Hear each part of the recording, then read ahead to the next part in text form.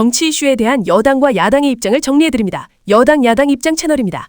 법원이 서해 피격 사건 은폐 혐의로 기소된 서훈 전 실장 등 문재인 정부 안보 핵심 인사들에게 1심 무죄를 선고했습니다. 여당은 지난 정부에 대한 억지 수사가 드디어 규명되었다며 환영하는 분위기지만 야당은 법원이 실체적 진실을 외면했다며 항소를 촉구하고 있습니다. 이번 판결은 향후 전 정부 수사의 동력에 큰 영향을 미칠 전망입니다. 민중기 특검팀은 김기현 전 대표 부부가 당대표 당선 대가로 명품 가방을 주고받은 정황을 포착해 이들을 뇌물공여 혐의로 기소했습니다. 여당은 당정 분리를 파괴한 고질적 비리라며 엄중 처벌을 주장했고 야당은 증거 없는 망신주기 수사라며 방어에 나섰습니다. 윤 전 대통령의 관여 여부는 경찰로 이첩되어 수사가 계속될 예정입니다. 한동훈 전 국민의힘 대표는 통일교 게이트와 관련해 야당이 신천지를 수사 대상에 포함하자고 제안한 것에 대해 시간 끌기용 물타기라고 비판했습니다. 여당은 통상적인 수사 기관이 할 일을 특검에 맡기는 것은 부적절하다는 입장인 반면 야당은 더 넓은 종교계 유착 의혹을 밝혀야 한다고 맞서고 있습니다. 여야는 특검 추천권을 두고도 날선 대립을 이어갔습니다. 2025년의 마지막 토요일은 27일 서울 도심에서는 진보와 보수 진영의 대규모 집회가 동시에 열렸습니다. 촛불행동 등 진보단체는 내란 전담 재판부의 엄정한 처벌을 요구했고 보수단체는 윤 어게인을 외치며 헌법 수호를 주장했습니다. 경찰은 충돌을 방지하기 위해 대규모 인력을 배치했으나 도심 곳곳에서 교통정체와 정치적 갈등이 분출되었습니다. 2025년 합계 출산율이 0.65명을 기록하며 대한민국이 사상 초유의 인구 절벽 위기에 직면했습니다. 정부는 파격적인 현금 지원과 주거 대책을 내놓았으나 시장과 시민사회는 보다 근본적인 구조 개선을 요구하고 있습니다.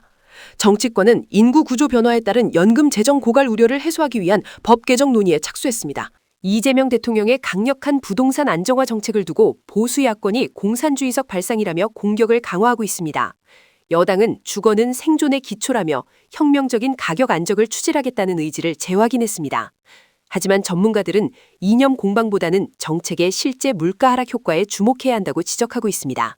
대한민국 정부가 유엔의 권고를 받아들여 2029년까지 해외 입양을 단계적으로 폐지하기로 발표했습니다. 여당은 과거의 잘못된 관행을 끊고 아동 인권을 보장하는 결단이라며 환영했습니다. 야당은 취지에는 동감하나 국내 아동 보호 체계가 미흡한 상태에서 급격한 중단은 부작용을 낳을 수 있다고 지적하며 보완책 마련을 요구했습니다. 민중기 특별검사팀은 김건희 여사를 공직선거법 위반 혐의로 불구속 기소하며 수사 범위를 확대했습니다. 여당은 법 앞에 예외가 없음을 보여주는 사례라고 강조했지만 야당은 이미 끝난 사안을 들춰내며 정치적 압박을 가하는 것이라고 맹비난했습니다. 이번 기소로 인해 김건희 특검 정국은 새로운 국면을 맞이하게 되었습니다. 국민의힘이 당 정강 정책에서 기본소득을 삭제하고 자유와 시장을 강조하는 강력한 쇄신안을 확정했습니다. 여당은 복지국가의 흐름을 거스르는 퇴보라고 비판했지만 야당은 보수의 가치를 선명히 하여 지지층을 다시 결집시키겠다는 의지를 보였습니다.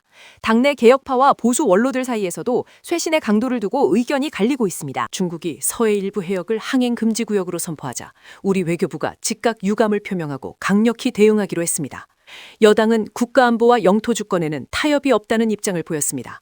야당은 현 정부의 대중외교가 전략적 부재로 인해 주변국으로부터 무시당하고 있다며 외교정책 전반의 수정을 요구하며 외교 참사 프레임을 제기했습니다. 여러분들의 생각은 어떤가요? 댓글로 의견을 남겨주시고 구독 부탁드립니다.